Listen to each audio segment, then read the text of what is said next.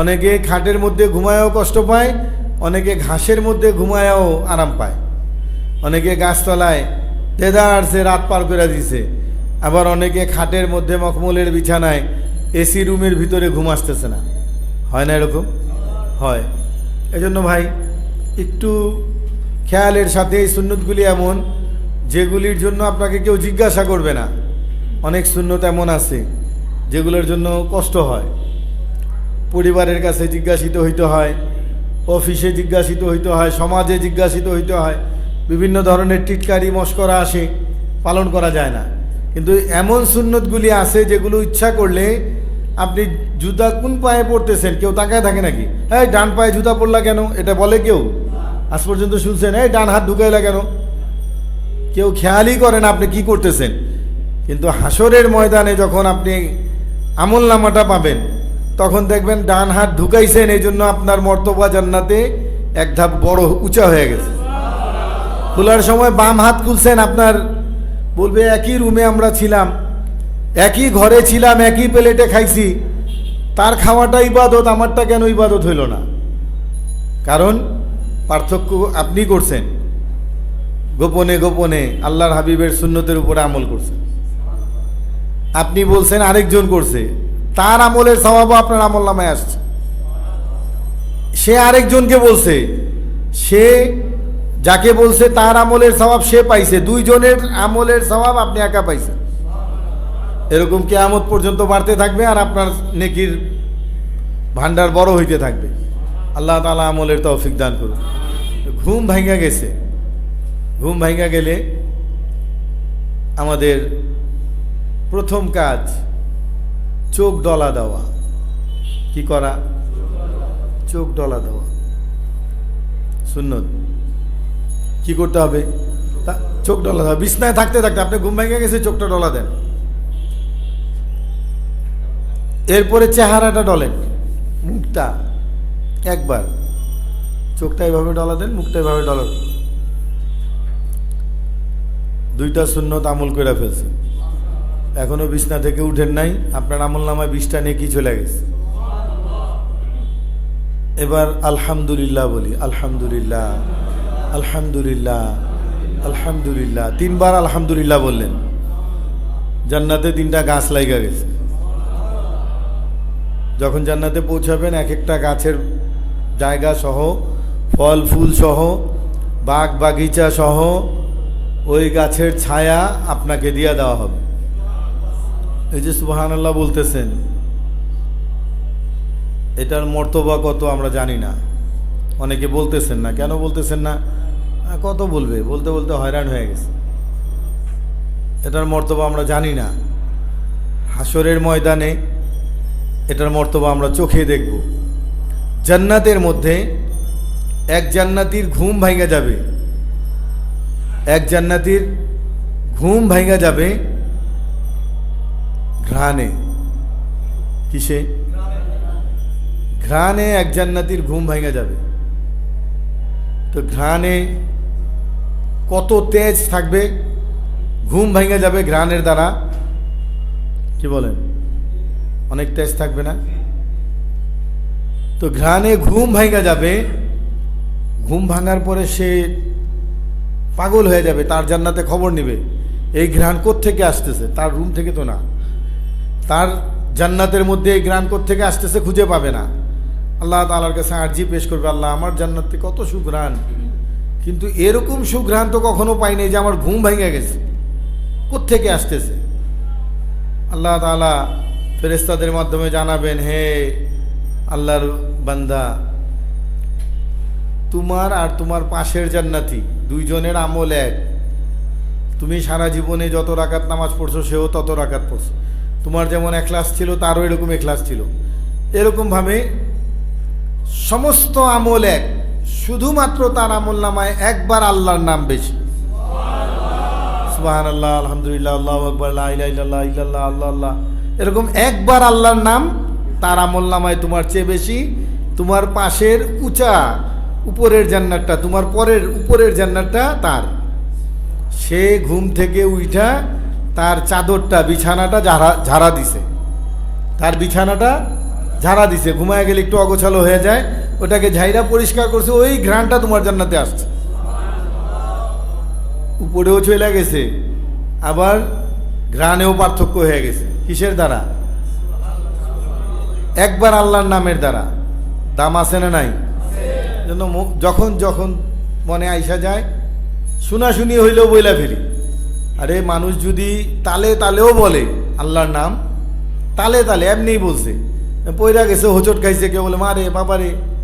গেছি রে, আমাদের পিসা হুজুর বয়ানের মধ্যে সেদিন বলতেছিলেন যে আমাদের অবস্থা এমন হয়ে গেছে যে ব্যথা ট্যাথা পাইলেও মা রে বাবা রে, গেলাম রে, গেছি রে, এই সমস্ত শব্দ ব্যবহার করি। আরে ওই সময় যদি কেউ আল্লাহ বলে, ওইটাও ইবাদত হিসাবে গণ্য হবে। সে ইচ্ছা করে বলে নাই, বলার ইচ্ছা ছিল না, হোঁচট খাইছে, আল্লাহ বলছে, ওইটাও তার আমল নামায় ইবাদত হিসাবে গণ্য হবে। তো 3 বার আলহামদুলিল্লাহ বলবো। কয়বার? খেয়াল আছে তো? কয়টা বলছি? 3টা। চোখ ডলা দিব, মুখ ডলা দিব, এই ডলতে ডলতেই 3 বার আলহামদুলিল্লাহ বলা হয়ে যাবে। কয়বার? 1 বার কালেমা শরীফ পড়বো, লা ইলাহা ইল্লাল্লাহু মুহাম্মাদুর রাসূলুল্লাহ। কালেমা তাইয়্যিবা কয়বার পড়বো? 1 বার। আগের দিন কি ছিলাম জানি না, কিন্তু এখন মুসলমান হিসাবে দিন শুরু করলাম, আল্লাহর গোলামির উপরে দিন শুরু করলাম, কালেমা দিয়া দিন শুরু করলাম। আমার দিন তো আল্লাহর দিন মতো চলবে ইনশাআল্লাহ। 4টা হইল। কয়টা হইছে? চোখ ডলা দেওয়া, মুখ ডলা দেওয়া, আলহামদুলিল্লাহ 3 বার পড়া, লা ইলাহা ইল্লাল্লাহ 1 বার পড়া। এই করতে করতে আপনি উঠা বসা যাবেন, এগুলো করতে করতেই উঠা বসা যাবেন। মাথায় টুপি পরা, মাথায় টুপি পরা। রাসূল সাল্লাল্লাহু আলাইহি সাল্লাম ঘুমাইতেন, টুপিটা বালিশের কাছে রাখতেন, মাথার পাশে রাখতেন, উঠাই এগুলো করতে করতে টুপিটা পরতেন। 5 নম্বর কি? মাথায় টুপি পরা। 6 নম্বর মেসওয়াক করা। কি করা? মেসওয়াক হইল গাছের ডাল, গাছের ডাল বা শিকড় হইতে হবে, গাছের অংশ, পাতা না, গাছের ডাল বা শিকড়। বুঝতে পারছি কিনা? বিষাক্ত গাছ না হোক, যেটা উপকারী। আমাদের দেশে নিম গাছ উপকারী। নিম গাছের একটা হইলো যে বেশি দিন ব্যবহার করা যায় না, শক্ত হয়ে যায়। 2-3 দিন 4 দিন ব্যবহার করলেই শক্ত হয়ে যায়। যদি রেগুলার ব্যবহার করেন তাহলে আবার থাকবে ভালো, 5 ওয়াক্তই যদি ব্যবহার হয়। জাইতুনের মেসওয়াকগুলি, এটা জাইতুনের শিকড়, জাইতুনের শিকড়। তো জাইতুনের শিকড় এটা আমাদের দেশে কম দামে পাওয়া যায়, 10 টাকা, 15 টাকা, 20 টাকা, এর মধ্যেই ভালো পাওয়া যায়। আবার জাইতুনের ডালও পাওয়া যায় কালো রঙের, জাইতুনের ডাল কালো রঙের। ওই যে ভাইয়ের কাছে আছে জাইতুনের ডাল, এগুলো একটু দাম বেশি না। এই যে ভাইয়ের কাছে আছে, ভাইয়ের কাছে জাইতুনের ডাল, এটা আবার একটু সফট হয়, বেশি নরম বেশি হয় এবং ভালো থাকে অনেক দিন। এটা যেমন কিছুদিন পরে ভিতরে কালো হয়, ওগুলো আবার কাইটা ফেলে দিতে হয়। তো একটা মেসওয়াক ব্যবহার করা। মেসওয়াকের একটা ফজিলত হইল 1 রাকাত নামাজ পড়লে 70 রাকাতের সওয়াব। মেসওয়াক করে উজু করবেন, ওই অজুতে নামাজ পড়বেন, 1 রাকাতে 70 রাকাত। আমরা মাহফিলে অজু এবং নামাজের যে প্র্যাকটিক্যাল আমলি মস্ক ছিল, সেখানে আমরা এই কথাটা বলছি। তো একটা মেসওয়াক অনেক দামি জিনিস না, তো কি বলেন ভাই? 1 রাকাত নামাজকে 70 রাকাত করে দিবে। যেমন মনে করি আমরা যারা এশার নামাজ পড়ছি, কমপক্ষে 9 রাকাত নামাজ পড়ছি, আরও বেশি পড়ছি অনেকে। আগে যারা সুন্নত পড়ছি বেশি হয়েছে। তো যারা 9 রাকাত নামাজ পড়ছেন, 9 রাকাতের সওয়াব পাইছেন, যা পাওয়ার সেটা পাইছেন। কিন্তু যারা আগে ওজুর আগে মেসওয়াক কইরা এরপরে নামাজ পড়ছেন, তারা 7 নং 54 540 রাকাত নামাজ পড়ার সওয়াব পাইছে। লাভ হয়েছে না ক্ষতি হয়েছে? অনেক বড় লাভ হয়ে গেছে তাদের। একই সাথে নামাজ পড়লাম, কিন্তু 2 জনের আমল নামায় 2 রকম সওয়াব। মানুষ বলবে আল্লাহর কাছে, আল্লাহ এটা কি? এটা তো স্বজন প্রীতি মনে হইতেছে। এটা কেমন যে তাকে একই সাথে একই কাতারে পাশাপাশি ইমামের পিছনে দাঁড়ায় নামাজ পড়লাম, তার নামাজের সওয়াব 9, আমার নামাজের সওয়াব 540, আমারটা 509, তারটা 540। কারণ কি? ওই যে তখন আল্লাহ তাআলা বলবে, আমার বান্দা আমার হাবিবের সুন্নত অনুযায়ী অজুর আগে মেসওয়াক করছে, এই জন্য আমি বাড়াই দিছি। আল্লাহ তাআলা আমাদেরকে আমলের তৌফিক দান করুন। মেসওয়াক করা 6টা বলা হয়েছে, কয়টা? 6টা। এরপরে বাম পা দিয়া বিছনা থেকে নামা, ফ্লোরে বিছনা হোক আর ফ্লোর খালি ফ্লোর হোক, মুইছা নিছি, যে জায়গাটা মুইছা ঘুমাইছি ওই জায়গাটা তো আমার জন্য পবিত্র, ওইখান থেকে যখন আমি সরবো তো বাম পা আগে, খাটের থেকে নামবো কোন পা আগে? বাম পা আগে। 7টা সুন্নত বললাম ঘুম থেকে উঠার, চোখ ডলা দেওয়া, মুখ ডলা দেওয়া, আলহামদুলিল্লাহ 3বার পড়া, লা ইলাহা ইল্লাল্লাহ পড়া, টুপি পরা, মেসওয়াক করা, আর বাম পা দিয়া বিছনা থেকে নামা। আল্লাহ তাআলা আমাদেরকে আমলের তৌফিক দান করুন। আরেকটা বিষয় আল্লাহ তাআলার হুকুম, ছাড়ো। কি আছে? ছাড়ো। একটা হলো করো, আমরা আস্তে আস্তে বলবো, পর্যায়ক্রমে বলতে থাকবো। এগুলো যদি আমি আমল করি কেউ আমাকে প্রশ্ন করবে না, প্রশ্ন জানবেই না যে আমি কখন আমল করছি। আল্লাহ তাআলা আমলের তৌফিক দান করুন। আরেকটা বিষয় হলো ছাড়ো। ছাড়োর মধ্যে একটু আগে বলছি কিছু গুনাহ আছে নেকি করলেই মাফ হয়ে যায়, কিন্তু কিছু গুনাহ এমন আছে যেগুলো মাফ হয় না। এটাকে আরবিতে কবিরা গুনাহ বলে, কবিরা গুনাহ, খাতায়ে কবিরা, গুনাহে কবিরা। এই গুনাহ যেগুলো আছে, আমরা তো সব কবিরা গুনাহ আপনাদেরকে দিতে পারবো না, দিব না, কিন্তু এমন কিছু কবিরা গুনাহ আপনাদের সামনে পেশ করা হবে যেই কবিরা গুনাহগুলোকে সমাজে গুনাহ মনে করা হয় না, যেই গুনাহগুলোকে বড় গুনাহ কিন্তু এটাকে গুনাহই মনে করে, ছোট গুনাহও মনে করে না। হাইসা খেইলা, হাসি তামাশার মধ্যে গুনাহ হয়ে যেতেছে, এরকম কিছু গুনাহ আপনাদের সামনে পেশ করা হবে। আমরা চেষ্টা করব আস্তে আস্তে এই গুনাহগুলি যাতে আমার ভিতর থেকে বাহির হয়ে যায়। জানা থাকলে এলেম, আমরা বলছি এটা কার সম্পদ? আল্লাহর নবীর ওয়ারিসি সম্পদ, আল্লাহর নবীর রাইখা যাওয়া ওয়ারিসি সম্পদ। আপনি যতটুকু অর্জন করবেন ততটুকু আল্লাহর নবীর ওয়ারিস আপনি হয়ে গেলেন, আল্লাহর নবীর ততটুকু ওয়ারিস হয়ে গেলেন। তা আমরা আল্লাহর নবীর ওয়ারিস হইতে চাই কিনা? আল্লাহর নবী হাসরের ময়দানে তার বংশধর বইলা পরিচয় দিবেন। বুঝি নাই?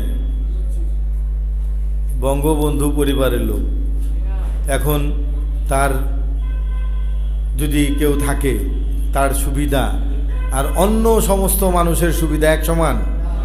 আরও নেতা নেত্রী অনেকে আছে, তাদের পরিবারের সুযোগ সুবিধা এক সমান? এই যুগে, এখনকার সময়ে, এই সরকারের আমলে বঙ্গবন্ধু পরিবার বললেই তার আলাদা একটা সম্মান। কেউ যদি আইসা বলে আমি প্রধানমন্ত্রীর ভাই, তার সম্পর্কে যদি জানা থাকে এটা প্রধানমন্ত্রীর ভাতিজা, এটা প্রধানমন্ত্রীর নাতি, তাহলে তার একটা আলাদা সম্মান ওই এলাকায় দিবে কি দিবে না?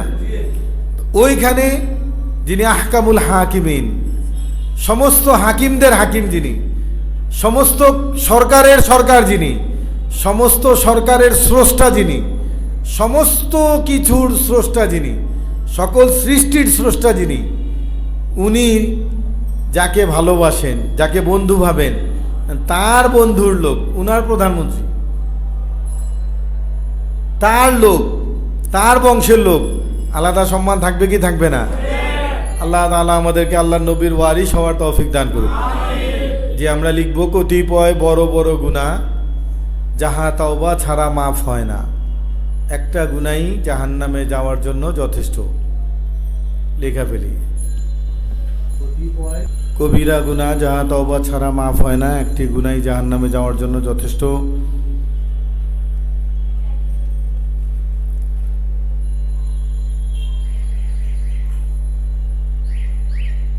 নাম্বার 1, কাহাকেও তুচ্ছ তাচ্ছিল্যের সাথে কাহাকেও ব্যঙ্গ বিদ্রুপ করিয়া হাসা।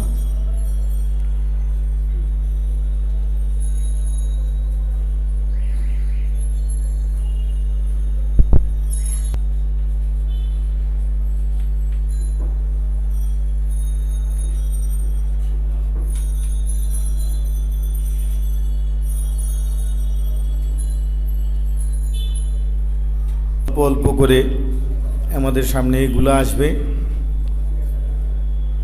আমরা খেয়ালের সাথে শুনবো। প্রত্যেক দিনে কিছু না কিছু আলোচনা এই সম্পর্কে হবে। আজকের বিষয়টা কাহাকেও তুচ্ছ মনে কইরা ক্ষুদ্র মনে কইরা, ছোট মনে কইরা, তাচ্ছিল্যের সাথে ব্যঙ্গ কইরা, বিদ্রুপ কইরা হাসা। একজন মানুষ রিক্সা থেকে পইরা গেল, হা হা কইরা মানুষ হাসে। গাড়ি থেকে পিছলায় পইরা গেল, মানুষ হাসে। রাস্তায় কলার ছিলকায়, আমের ছিলকায় পা পইরা গেল, তরমুজের ছিলকায় পা পইরা গেল, পিছলায় ব্যথা পাইলো, মানুষ হাসে। হাসেন এরকম? এরকম তুচ্ছ কইরা একজন মানুষ ঠিকমতো কথা বলতে পারে না, হাসে। পড়ার সময় একজন ঠিকমতো পড়তে পারে না, হাসে। আমাদের এখানে এই কয়েকদিনের ক্লাসে কি এরকম ঘটনা ঘটে নাই? তাহলে আমরা কি করছি? আল্লাহ মাফ করেন। আল্লাহই মাফ করনেওয়ালা, আল্লাহই মাফ করনেওয়ালা জাত। সবার মেধা আল্লাহ তাআলা একরকম বানান নাই। একরকম মেধা সবার এক না। কেউ একবার বললে বুঝে, আর কেউ তো এমন আছে হা করলেই বুঝে এখন কি বলবে। যারা শর্ট হ্যান্ডে লেখে তারা দেখা যায় যে একটা দুইটা দাগ দিছে, একটা হরফ লেখছে, একটা হরফের মতো লেখছে, কিন্তু এর মধ্যে সে একটা কথা, মানে 10টা শব্দ এর মধ্যে সে একটা পুরা বাক্য সে এর মধ্যে বুঝা গেছে কি বলছে। এটা হুবহু ওই কথাগুলি তারা বলতে পারে। এখন এগুলোর গুরুত্ব কমে গেছে। আগে এগুলোর খুব দাম ছিল, যখন রেকর্ড করা যাইতো না এত সংক্ষেপে। এখন তো মোবাইল চালু রাখে, বাস ওই রেকর্ড করলেই পরে উঠে নিতে পারে। কিন্তু আগে এই শর্ট হ্যান্ডের অনেক দাম ছিল, অনেক মূল্যায়ন করা হতো। তো এরকম ছোট ছোট বিষয়, একজন একটা কথা ভুল বইলা ফেলছে, তার মুখ দিয়ে ভুল বাইরে হয়ে গেছে, সবাই হাসে, তুচ্ছ, কিচ্ছু জানে না, বোকা। কিন্তু অনেক বড় বড় মানুষেরও এই ভুল হইতে পারে, হয় কি না? এজন্য ভাই, কাউকে তুচ্ছ মনে কইরা, তাচ্ছিল্যের সাথে ব্যঙ্গ কইরা, বিদ্রুপ কইরা, যে কোনোটা হোক, হাসলেই কবিরা গুনাহ। যে নিজে নিজে হাসি বাইর হয়ে গেছে, সাথে সাথে তওবা করে নিতে হবে, আল্লাহ আস্তাগফিরুল্লাহ, আল্লাহ মাফ করে দেন, ভুল করে ফেলছে, তাহলে আল্লাহ তাআলা মাফ করে দেবেন। কিন্তু যদি তওবা না করি, তাহলে এর আগেই বলা হয়েছে অনেক ইবাদতের দ্বারা মাফ হয়ে যায় অনেক গুনাহ, কিন্তু এটা মাফ হবে না তওবা ছাড়া। আল্লাহ তাআলা আমাদেরকে এই সমস্ত গুনাহ থেকে বাঁচার তৌফিক দান করে। জি নাই, কাউকে তুচ্ছ কইরা, তাচ্ছিল্যের সাথে, অথবা ব্যঙ্গ কইরা, অথবা বিদ্রুপ কইরা আমরা হাসবো না। আল্লাহ তাআলা আমাদেরকে তৌফিক দান করুক। অতীতে যা হয়ে গেছে আল্লাহ তাআলা আমাদেরকে মাফ করুক। আমাদের এর আগে হরকত দেওয়া হয়েছিল, গতকালকে হরকত দিয়ে পড়ানো হয়েছে। এক জবর এক জের এক পেশকে হরকত বলে। হরকতের উচ্চারণ তাড়াতাড়ি করতে হয়, হরকতের উচ্চারণ তাড়াতাড়ি করতে হয়। এখন নতুন পড়া আসতেছে, খেয়ালের সাথে দেখবো, লিখবো ইনশাআল্লাহ। হয়েছে আরবি অঙ্কের মধ্যে একটা 7-এর মতো, একটা 8-এর মতো।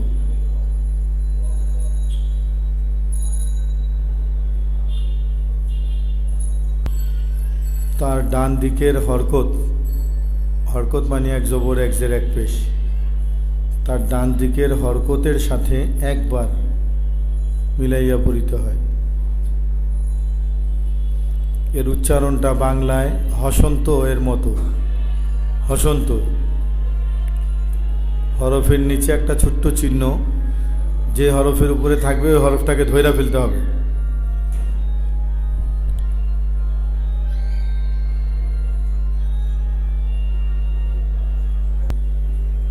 দুইটা চিহ্ন দেওয়া হয়েছে, একটা দালের মতো ছোট্ট, আর একটা ঊর্ধ্বগামী তীরের মতো উপরের দিকে মুখ। দুইটার নামই জজম। কি নাম? জজম। জজমওয়ালা হরফকে তার ডান দিকের হরকত, হরকত কাকে বলে? এক জবর এক জের এক পেশকে। মাশাআল্লাহ। তার ডান দিকে যে হরকত আছে, এই হরকতের সাথে একবার মিলায়া পড়তে হয়, অর্থাৎ জজমের নিজস্ব কোনো উচ্চারণ নাই, সে আগের উচ্চারণের সাথে মিলে যাবে। এটা বাংলায় হসন্ত এর মতো। যেমন এখানে আমরা দেখছি সরেয়া ব, নিচে হসন্ত। এখন এটাকে আমরা কি পড়বো? আবো, আবো, আপ। এই যে ধইরা ফেললাম, বাংলা হরফটা যেহেতু বাম দিক থেকে ডান দিকে যায়, তো বাম দিক থেকে বাম দিকের হরফ যেটা আছে তার সাথে মিলছে। বাম দিকের স্বরবর্ণের যে উচ্চারণ থাকবে ওটার সাথে গিয়া হসন্তটা মিশে যাবে। একইভাবে আরবিতে যে হরফের উপরে হরকত থাকবে সেই হরকতওয়ালা হরফের যে উচ্চারণ, যেমন হামজা জবর আ, হামজা জবর আ, এর সাথে বায়ের উপরে জজম আছে, জজমওয়ালা হরফটা তার ডান দিকের, কোন দিকে খেয়াল করেন আপনাদের সবার, কোন দিকে? ডান দিকে। তো তার ডান দিকের হরকতের সাথে একবার, কয়বার? এখন হামজা বা জবর আব, আ উচ্চারণ ছিল, এর সাথে বা যোগ হবে, আব আব আব, ইব উব, একবার মিলাইয়া পড়তে হবে।